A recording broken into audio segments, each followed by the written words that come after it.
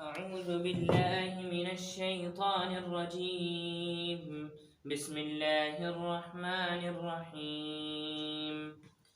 يا أيها الذين آمنوا كتب عليكم القصاص في القتلى، الحر بالحر والعبد بالعبد والأنثى بالأنثى، فمن عفي له من أخيه شيء فاتباع بالمعروف وأداء إليه بإحسان، ذلك تخفيف من ربكم ورحمة، فمن اعتدى بعد ذلك فله عذاب أليم.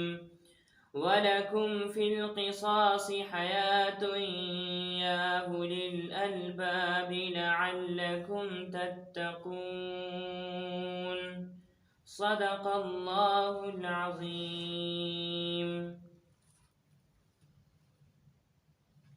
الحمد للہ رب العالمین والصلاة والسلام علی سید المرسلین وعلی آلہ واصحابہ الغر المیامین. اعوذ باللہ من الشیطان الرجیم. بسم اللہ الرحمن الرحیم. یا ایہا الذین آمنوا کتب علیکم القصاص فی القتلى. ان آیات میں قانون قصاص یعنی سزائے قتل کو بیان کیا گیا ہے. جس پس منظر میں یہ آیات اتری ہیں اس وقت قانون قصاص میں سزائے قتل میں بڑی افراط و تفریط تھی.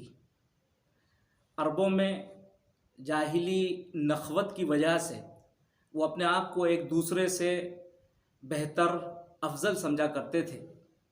بعض قبائل کا تصور یہ تھا کہ اگر ہمارے قبیلے کا ایک غلام بھی قتل کیا جائے گا تو ہم دوسرے قبیلے کے آزاد مرد سے انتقام لیں گے.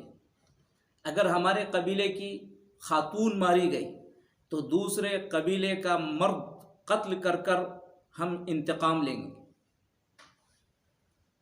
اس طرح سے افراط و تفریط تھی. اور وہ لوگ جو اپنے آپ کو آسمانی کتاب کا حامل بتلایا کرتے تھے ان کے یہاں بھی قانون قصاص پامال ہو چکا تھا. وہاں اگر کوئی سردار کسی کو قتل کرتا تو اس کو چھوڑ دیا جاتا تھا، اور کبھی کوئی غریب آدمی اگر کسی کو قتل کر دیا کرتا تھا تو اس پر اس قانون کو نافذ کر دیا جاتا تھا. کچھ لوگوں کے یہاں یہ تھا کہ قتل کی کوئی سزا نہیں ہے، صرف معافی ہے. اس بے اعتدالی کی وجہ سے انسانیت کا تحفظ وہ ختم ہو چکا تھا. انسانی جان محفوظ نہیں رہی تھی. قتل کے اوپر کوئی لگام لگی ہوئی نہیں تھی. اسلام ہی وہ سب سے پہلا اللہ کا دین ہے جس نے انسانوں کو بڑی اہمیت دی. اور اسلام نے بتلایا کہ یہ انسان اس کائنات کا سب سے حسین پھول ہے، یہی سب سے قیمتی زیور ہے، یہی سب سے قیمتی ہیرا ہے. اس پوری کائنات کو اللہ نے انسان کے لیے بنایا ہے. اگر انسان نہ ہو تو یہ دنیا بے معنی ہے، اس کا کوئی مطلب نہیں. اسی لیے اللہ کے رسول صلی اللہ علیہ وسلم نے ایک موقع سے یوں ارشاد فرمایا، ان اکبر الکبائر الاشراک باللہ وقتل النفس. جو سنگین گناہ ہو سکتے ہیں ان سنگین گناہوں میں شرک ہے، اور شرک کے بعد جس چیز کا آپ نے تذکرہ فرمایا وہ کسی انسان کا ناحق قتل ہے. اور یہی نہیں، قرآن مجید نے بھی اس حقیقت کا اعلان کیا، من قتل نفسا بغیر نفس او فساد فی الارض فکأنما قتل الناس جميعا ومن احیاها فکأنما احیا الناس جميعا. کتنی بڑی بات کہی گئی. اگر کسی نے کسی کو ناحق قتل کیا تو اس نے ساری انسانیت کا قتل کیا. اگر کسی نے ایک انسان کو بھی بچایا تو اس نے ساری انسانیت کو بچا لیا ہے. اتنی بڑی بات بتلائی گئی. ظاہر ہے کہ اب ایسا انسان جو کسی کو ناحق قتل کرتا ہو اور اس کو ذرا بھی احساس نہ ہوتا ہو کہ کتنے بچے یتیم ہو رہے ہیں، کون خاتون بیوہ ہو رہی ہے، کتنے گلشن وہ تباہ اور برباد ہو رہے ہیں، جس انسان کو اس بات کا احساس نہ ہو اور جو انسانیت کے دائرے سے نکل کر درندوں کی سطح پر پہنچ جاتا ہو اور وہ شیر، چیتے، بھیڑیوں سے بھی زیادہ بازی لے جاتا ہو، تو ایسے انسان کو اگر اس سے بدلہ لیا جائے، اس کو قتل کی سزا دی جائے، تو اس میں کون سے احساس کی بات ہے؟ ایسے انسان کو آزاد چھوڑ دینا بس یہ تو ایسا ہی ہے جیسے کہ انسانوں کی بستی کے اندر کسی درندے کو چھوڑ دینا، شیر کو چھوڑ دینا، چیتے کو چھوڑ دینا. اور ایسے انسان کو سماج کے اندر بڑھاوا دینا بس ایسا ہی ہے جیسے کسی زہریلے سانپ کو دودھ پلا کر بڑا کرنا، اس کو پروان چڑھانا. ایک انسان کہ جسم میں جب سنگین پھوڑا ہو گیا ہو اور اس کو یہ اب سمجھنا کہ نہیں یہ تو جسم کا ایک حصہ ہے اس لیے اس کا آپریشن نہ کیا جائے، کسی بھی عقلی کی بات ہے. اب اگر اس پھوڑے کا آپریشن نہیں ہوگا تو سارے جسم کے لیے وہ تکلیف دہ ہوگا، پھر وہ جسم کے لیے کینسر کا سبب بن جائے گا. بس ایسا انسان جو انسانیت کے لیے ناسور بن چکا ہو، جو انسانیت کے لیے اژدہا بن چکا ہو، جو انسانیت کے لیے شیر اور چیتا بن چکا ہو، جس کی آنکھوں سے حیا ختم ہو گئی ہو، جس کے دل سے انسانیت نکل چکی ہو، پھر اس کو چھوڑ دینا اور اس کو معاف کر دینا اور اس کی معافی کا مطالبہ کرنا، یہ کون سی دانشمندی کی بات ہے؟ لیکن قربان جائیے اللہ کے اس قانون پر.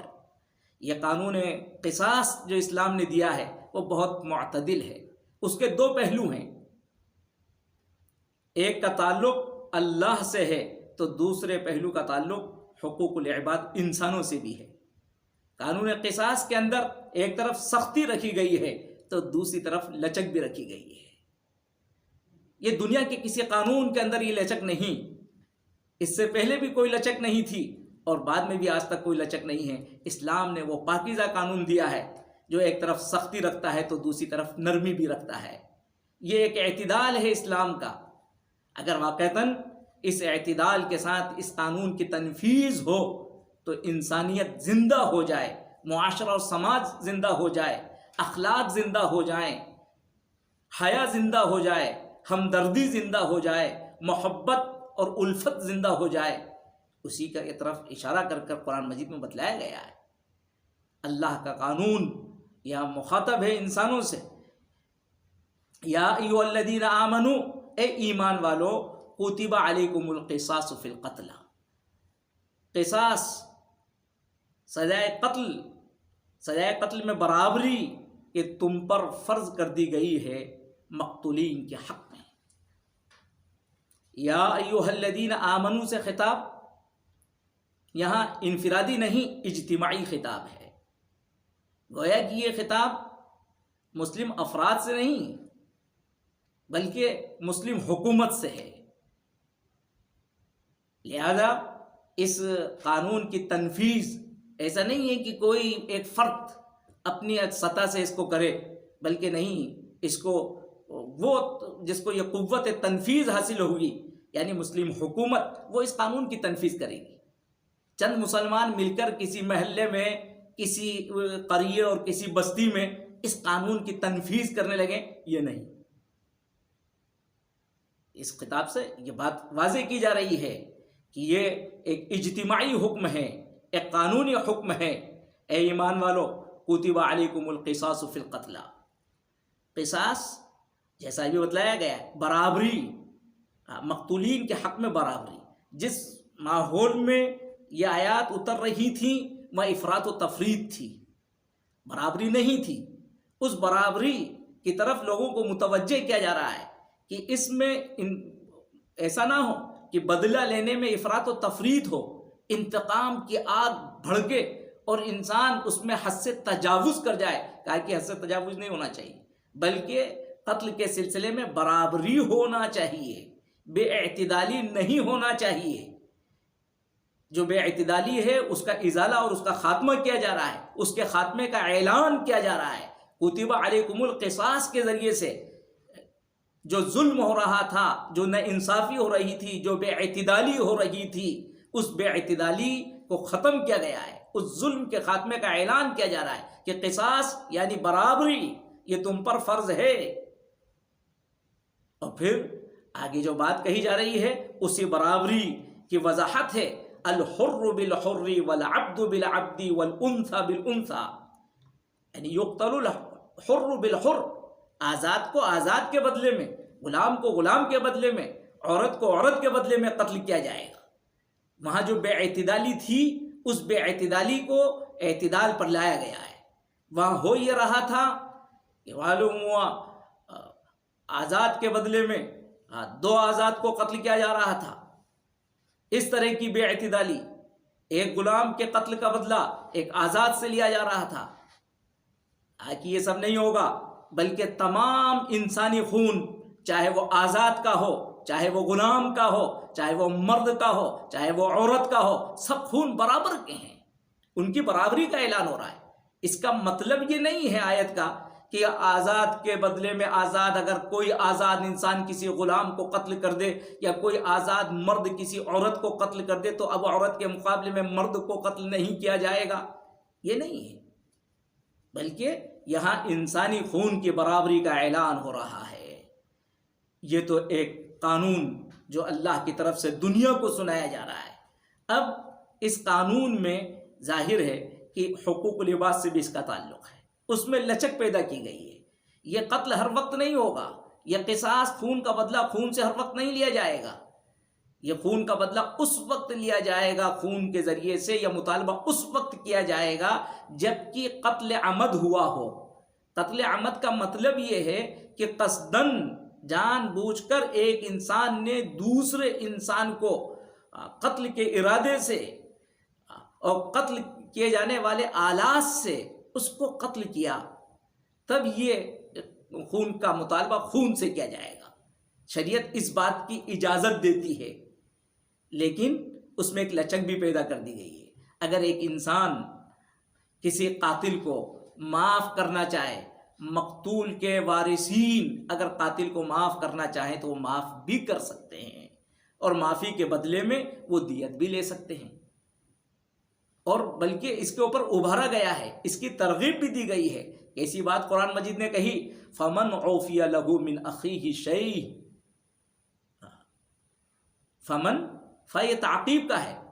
ہاں، جبکہ قانون قصاص کا حق کسی کے لیے ثابت ہو چکا ہو تو اس کے بعد فمن عوفی لہ، جس کو معافی دے دی جائے، یعنی جس قاتل کو معافی دے دی جائے، من اخیہ، اس کے بھائی کی طرف سے.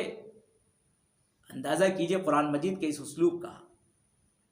یہاں اس موقع سے جبکہ کسی فرد کا قتل ہوا ہو تو اس وقت تو انسان انتقام کی آگ میں بس وہ جوش میں رہتا ہے، انتقام کی آگ اس کے دل کے اندر بھڑکتی ہوئی رہتی ہے. لیکن اس موقع سے اس آگ کو ٹھنڈا کرنے کے قرآن میں کتنی اچھی تعبیر استعمال کی ہے، من اخی، بھائی کا لفظ استعمال کیا ہے. اگر ایسا ہو بھی گیا تب بھی وہ تمہارا ہی اپنا بھائی ہے. فمن عوفی لہ من اخیہ شیء، کسی کو معافی دے دی جائے اس کے بھائی کی طرف سے، تھوڑی بہت جو بھی معافی دے دی جائے، خون کے بدلے میں کوئی دیت وہ قبول کر لیتا ہے، کوئی عوض لے لیتا ہے اور اس کے خون کو وہ بخش دیتا ہے، تو اب اس میں کیا ہوگا اس کو بہت حسین پیرائی میں قرآن مجید نے بیان کیا ہے. فاتباع بالمعروف واداء الیہ باحسان. دونوں کو ترغیب دی گئی ہے. مقتول کے ورثہ کو بھی کہا گیا بہت اچھا ہے معافی دے دی گئی ہے، لیکن اب معافی دینے کا مطلب یہ نہیں ہے کہ معافی دینے کے بعد قاتل کے ساتھ بہت زیادتی کی جائے اور اس کا تعاقب کیا جائے، اس کو پریشان کیا جائے کہ خون بہا، دیت وہ ہمیں فوراً چاہیے، ابھی دیجئے، یا اور کوئی بھی کسی طرح کا کوئی مطالبہ. کہا کہ نہیں، اس کے اندر بھی سلیقہ ہونا چاہیے، اچھے انداز میں مطالبہ کیا جائے. فاتباع بالمعروف، یعنی اس کو چاہیے کہ وہ اس کا مطالبہ کرے معروف طریقے سے، قانون کے دائرے میں کرے، اچھے طریقے سے کرے. یہ عربی کے اعتبار سے فاتباع یہاں خبر ہے، مبتدا محذوف ہے، یعنی فالواجب اتباع بالمعروف. اس کے اوپر ضروری ہے کہ وہ اس سے مطالبہ کرے. اتباع کا مطلب مطالبہ، اس کو مطالبے کا حق ہے، لیکن بالمعروف، معروف طریقے سے. اور اس کو بھی پابند کیا گیا قاتل کو. اب آپ کو کی جان بخشی گئی ہے، لیکن اس کا مطلب یہ نہیں ہے کہ اب آپ خون بہا دینے میں ٹال مٹول کرتے رہیں اور آپ اس کو پریشان کریں. وَأَدَاءٌ إِلَيْهِ بِإِحْسَانٍ، اس کے اوپر ادائیگی ہے احسان کے ساتھ، اچھے طریقے سے وہ ادا کرے. قرآن مجید نے اس اعتدال کو قائم رکھنے کے بعد پھر کہا ذَلِكَ تَخْفِيفٌ مِّن رَبِّكُمْ وَرَحْمَةٌ. ذالک سے اشارہ فَمَنْ عُفِيَ لَهُ مِنْ أَخِيهِ شَيْءٍ کی طرف، کہ جو قانون دیا گیا ہے تمہیں، یہ عفو درگزر کا قانون، قصاص کو دیت میں تبدیل کر دینے کا جو قانون دے دیا گیا، قصاص کو معافی کی شکل میں تبدیل کر دینے کا جو قانون دیا گیا، یہ اللہ کی طرف سے تخفیف من ربکم، یہ آسانی ہے تمہارے رب کی طرف سے. ورحمۃ، اور رحمت ہے. ظاہر ہے قاتل کے لیے تخفیف ہے، قاتل سے بھی خون کا مطالبہ ہو رہا تھا، اس میں تخفیف کر دی گئی ہے. یہ تخفیف کہاں سے آئی ہے؟ کہا من ربکم، یہ خون کو مال میں تبدیل کر دیا گیا ہے، یہ خون کو معافی میں تبدیل کر دیا گیا، یہ اللہ کا تم پر کرم ہوا ہے. وَرَحْمَةٌ، اور اس وقت رحمت بھی اس کو کہا گیا. مقتول کے وارثین کے لیے وہ رحمت ہے. خون کا بدلہ خون سے لے کر ان کو کیا ملتا؟ چلو دنیا میں کچھ دیت ملی ہے، کچھ ضروریات زندگی اس سے پوری ہوگی، اور سب سے بڑھ کر تمہیں اس معافی پر اللہ کی طرف سے اجر و ثواب ملا ہے. یہ دنیا میں تخفیف اور آخرت میں تمہارے لیے بڑی رحمت ہے. اسی بات قرآن نے کہی ہے، جس سے صاف معلوم ہوتا ہے کہ قرآن مجید یہاں تحریض کر رہا ہے، ابھار رہا ہے کہ خون کا بدلہ خون سے نہیں بلکہ خون کو معافی میں تبدیل کر دیا جائے تو یہ بڑی رحمت کی چیز ہے. فَمَنِ اعْتَدَى بَعْدَ ذَلِكَ فَلَهُ عَذَابٌ أَلِيمٌ، پابند کیا گیا. یاد رکھو اس کے بعد، یعنی جب اس طرح سے معافی تلافی ہو گئی یا خون کا بدلہ دیت میں تبدیل ہو جائے، اس کے بعد اگر اب کوئی زیادتی کرتا ہے فَمَنِ اعْتَدَى بَعْدَ ذَلِكَ فَلَهُ عَذَابٌ أَلِيمٌ، تو اس کے لیے دردناک عذاب ہے. ایک طرف معاف کر دیا گیا، معاف کرنے کے بعد پھر دوبارہ اس سے کوئی اور مطالبہ کیا گیا، مطالبے کو بڑھا دیا گیا، یا معافی ملنے کے بعد اب اس میں حد سے تجاوز ہو رہا ہے، ٹال مٹول چل رہی ہے. تو اب اگر اللہ کے قانون سے کوئی تجاوز کرتا ہے تو پھر اس کو وعید سنائی جا رہی ہے، اس کے لیے جہنم کا عذاب ہے. وَلَكُمْ فِي الْقِصَاصِ حَيَاةٌ يَا أُولِي الْأَلْبَابِ لَعَلَّكُمْ تَتَّقُونَ. آگے قرآن مجید نے اس قانون کی اہمیت کو بتلایا. وَلَكُمْ فِي الْقِصَاصِ، اور تمہارے لیے قصاص میں حیاتن پر تنوین تعظیم کی ہے. حیاتن عظیمہ، بڑی زندگی ہے تمہارے لیے قصاص میں، یعنی اس قانون قصاص کے اندر بڑی زندگی ہے. کس کے لیے؟ ظاہر ہے کہ اس میں ایسا لگتا ہے ایک انسان کا قتل ہو رہا ہے یا ایک انسان کا مالی نقصان ہو رہا ہے، اس کو دیت دینا پڑ رہا ہے، لیکن قرآن مجید کہتا ہے اس قانون کو اگر نافذ کرو گے تو اس میں تمہارے لیے زندگی ہے، پورے سماج کا تحفظ ہے، انسانیت کی بقا ہے، اخلاق کی بقا ہے، رحمت کی بقا ہے، محبتوں کی بقا ہے، خون خرابے و فساد و بگاڑ کی بقا ہے. حیات سب چیزوں کی حیات، صرف افراد کی نہیں، اخلاق و اقدار کی زندگی ہے، اس کو بتلایا گیا ہے. اور یہ حیات ہر کس و ناقص کو نظر نہیں آتی ہے. یا اولی الالباب، عقل مندوں سے کہا گیا ہے، دانش مندوں کو خطاب کر کے کہا گیا ہے. جب انسان بصیرت کی نگاہ سے دیکھے گا تو یہ فوائد، یہ ثمرات اس کو نظر آئیں گے. قال لعلکم تتقون، تاکہ تم بچو، یعنی دنیا کے فساد سے تم بچ جاؤ، قتل و غارت گری سے بچ جاؤ. لعلکم تتقون، تاکہ اللہ کی گرفت سے اور آخرت کے عذاب سے تم بچ جاؤ.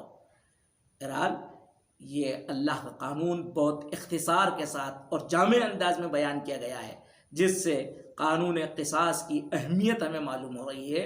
اور واقعتاً اس دنیا میں جن لوگوں نے اس قانون پر عمل کیا، جو عمل پیرا ہیں، ان کا تجزیہ کیا جائے، ان ممالک کا تجزیہ کیا جائے، اور ان ممالک کو دیکھا جائے جہاں اس قانون کی تنفیذ نہیں بلکہ خون بہا کو نظر انداز کر دیا جاتا ہے، وہاں انسانیت کے ساتھ کیا کھلواڑ ہو رہا ہے، وہ تاریخ کے اوراق آپ کو بتلائیں گے. اللہ رب العزت ہم سبھی کو اللہ کے اس قانون پر چلنے کی توفیق عطا فرمائے. آمین یا رب العالمین.